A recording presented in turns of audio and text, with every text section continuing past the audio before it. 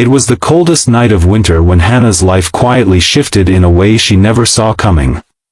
Snow blanketed the city like a heavy silence, muffling the sounds of traffic and life outside her brownstone apartment. She had just returned from a long, exhausting shift at the marketing agency where she worked as a senior coordinator, overworked, underpaid, and buried under the weight of deadlines she didn't create but always had to meet. She was fumbling with her keys, her mind clouded with stress and fatigue, when she noticed them, huddled by the doorstep next to hers. A man, maybe in his early 30s, holding a small blonde girl, no older than 4. The man's hair was wet with snow, his gray sweater clinging to his frame, and his eyes held a quiet desperation. He looked up at her, not asking for anything, just silently bracing against the cold as he wrapped his arms tighter around the sleeping child in his lap. If you believe in the power of kindness, in second chances, and in doing the right thing even when it's inconvenient, please like this video, leave a comment, share it with someone who needs hope, and subscribe to Kindness Corner. Your support helps keep these stories alive and spreading light in the world. Hannah hesitated only for a second. She had always told herself she wasn't the type to get involved, especially not in strangers' business. But something in the little girl's flushed cheeks, her tiny boots dusted with snow, and the way the man was clearly trying to shield her with his own body, it all pierced through Hannah's exhaustion. Without thinking too hard about consequences, she simply said, "You can come in, just for a bit. Warm up." The man didn't say much. He looked surprised, almost uncertain, before nodding and carrying the little girl inside with quiet gratitude. Hannah gave them space, letting the man sit by the heater while she grabbed a towel and poured some hot chocolate. He looked like someone who hadn't asked for help in a long time. His name, she would later learn, was Daniel. And the girl, sweet and sleepy, was Lily. That night changed something in her. She didn't mean to let them stay longer than a few hours, but the storm worsened. Trains shut down. Roads iced over. And when morning came, Lily had a slight fever, and Daniel looked like he hadn't slept in days. Against her usual instincts, Hannah offered them breakfast, then a blanket for a nap, then, just one more night. And soon, just one night, turned into 3. She learned bits and pieces about them over coffee and quiet meals. Daniel was a widower. His wife had passed away 2 years ago in a tragic car accident, leaving him alone with a 6-month-old daughter. Since then, he'd been trying to rebuild. He'd moved cities, left behind his tech startup, and had been applying for work non-stop.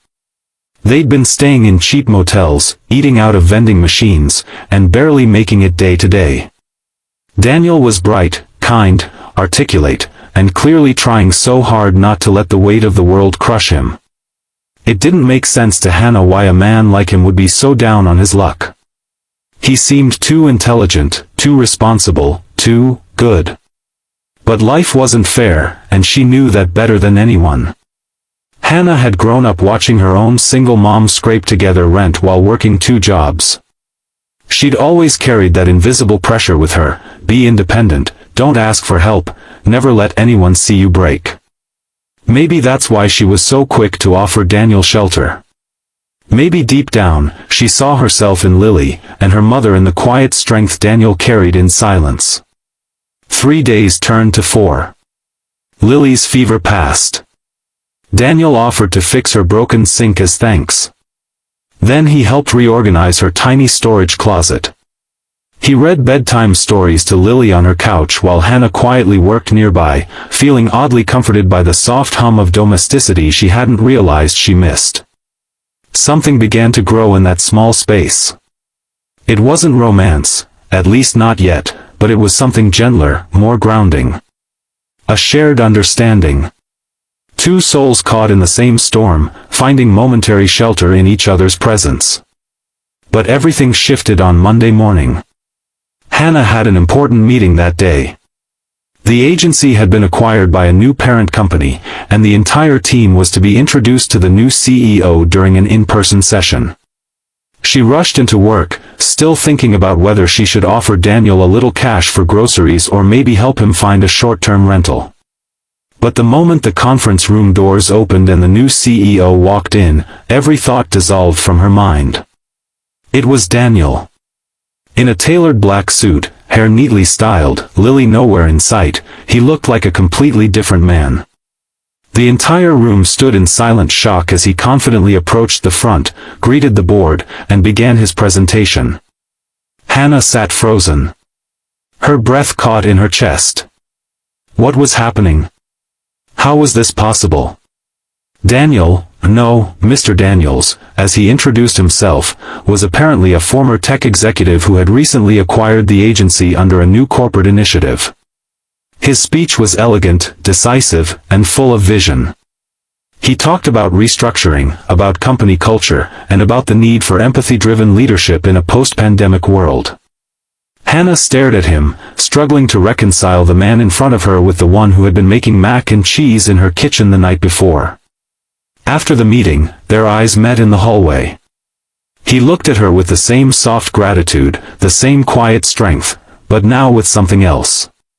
A hint of apology. An awareness of what this might mean. He asked to speak with her privately, and in that small glass-walled office, he explained everything. He hadn't meant to deceive her.